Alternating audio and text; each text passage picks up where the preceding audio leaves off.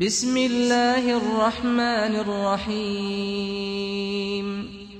انا اعطیناک الکوثر فصل لربک وانحر ان شانئک هو الابتر ونصلي ونسلم على سيدنا ومولانا محمد رسوله النبي الأمين المكين الحنين الكريم الرؤوف الرحيم أما بعد أعوذ بالله من الشيطان الرجيم بسم الله الرحمن الرحيم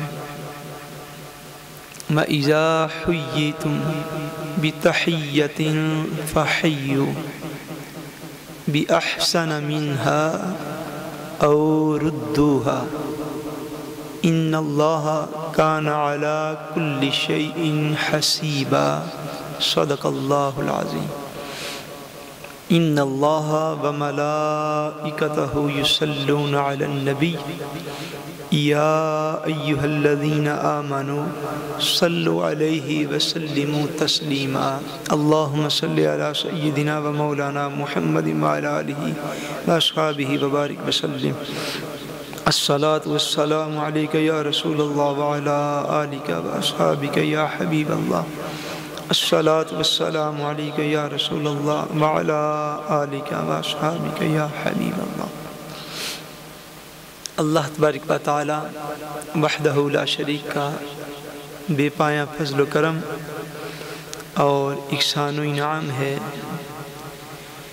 کہ جس نے باعث تخلیق کائنات رحمت للعالمین شافع روز جزا حضور سیدنا محمد مصطفیٰ صلی اللہ علیہ وآلہ وسلم کے مبارک وسیلہ سے ہم سب کو دولت ایمان عطا فرمائی۔ اللہ تبارک و تعالی ہمیں کما حق ہو اس دولت کی قدر کرنے کی توفیق عطا فرمائے۔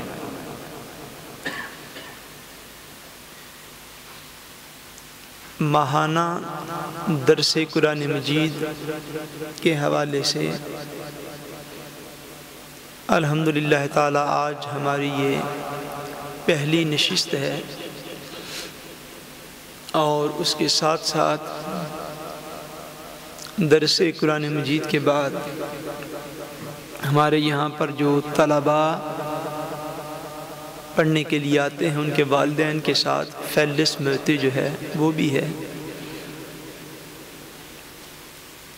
قرآنی تعلیمات کے فروغ کے لیے جس موضوع کا ہم نے آج انتخاب کیا ہے، ابھی بیٹے اب ہم نے نماز پڑھنی ہے، یہ بات آپ یاد رکھ لیجئے گا۔ 3:30 بجے ظہر کی جماعت جو ہے وہ ہوگی، نماز نہ بھی پڑھیے گا۔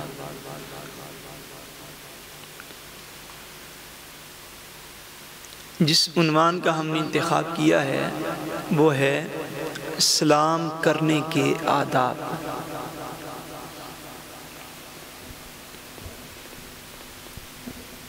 ہر وقت ہر مسلمان کو سلام ایک دوسرے سے لینے کی ہمہ وقت چونکہ ضرورت ہوتی ہے، اس سلسلے میں اس کے آداب کا اور اس کے مسائل کا علم جو ہے یہ بڑا لازمی ہے۔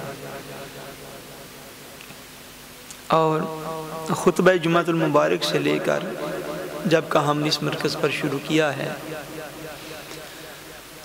ہم زیادہ تر ان عنوانات کو ابھی تک بیان کر رہے ہیں جو کہ صبح و شام ہر وقت ہماری زندگیوں میں جن کا استعمال بہت زیادہ ہے، جو کام ہمیں ہر وقت کرنا پڑتا ہے، چھوٹے کو، بڑے کو، عورت کو، مرد کو، نمازی کو، غیر نمازی کو، جو بہت عام کرنے والے کام ہیں ان کا بیان جو ہے وہ ہم نے شروع کیا ہوا ہے۔ اسی میں یہ جو ہے سلام لینے کا جو ہے وہ آج کی گفتگو میں انشاءاللہ اس کا اختصار کے ساتھ ہم ذکر کریں گے۔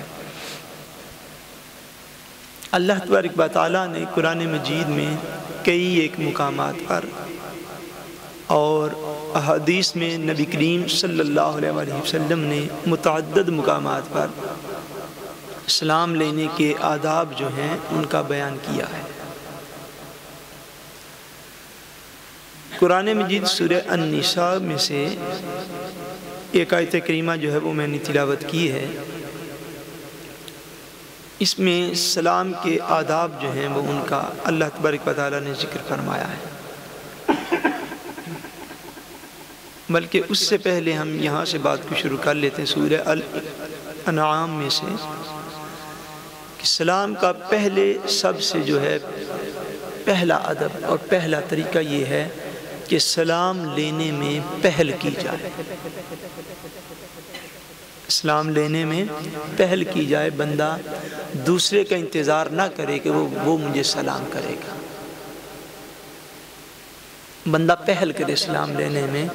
سلام لینے میں جو پہل کرے گا، جو پہلے سلام لینے میں آگے بڑھے گا، اس کی اہمیت کا اندازہ اس بات سے کر لیں کہ اللہ تبارک و تعالیٰ نے اپنے پیارے نبی صلی اللہ علیہ وسلم کو یہ حکم ارشاد فرمایا وَإِذَا جَاءَكَ الَّذِينَ يُؤْمِنُونَ بِآيَاتِنَا فَقُلْ سَلَامٌ عَلَيْكُمْ.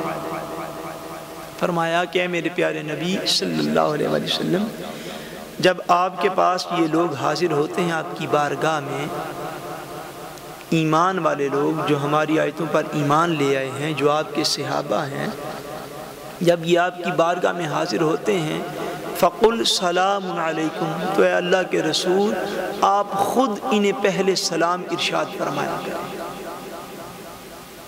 صحابہ کرام کی عزت و مقام اور مرتبہ، صحابہ کو عزت دینے کے لیے اللہ تبارک و تعالیٰ نے حضور کو یہ حکم ارشاد فرمایا. بعض مفسرین نے کہا ہے کہ یہ مخصوص صحابہ کرام تھے، ان کو عزت اور رسپیکٹ دینے کے لیے اللہ تبارک و تعالیٰ نے ان کی حوصلہ افزائی کے لیے، ان کی دلجوئی کے لیے حضور کو یہ ارشاد فرمایا کہ اے میرے پیارے نبی وَإِذَا جَاءَكَ الَّذِينَ يُؤْمِنُونَ بِآيَاتِنَا فَقُلْ سَلَامٌ عَلَيْكُمْ. جب مومن آپ کی بارگاہ اقدس میں حاضر ہوں تو آپ خود ان کو سلام فرمایا کریں.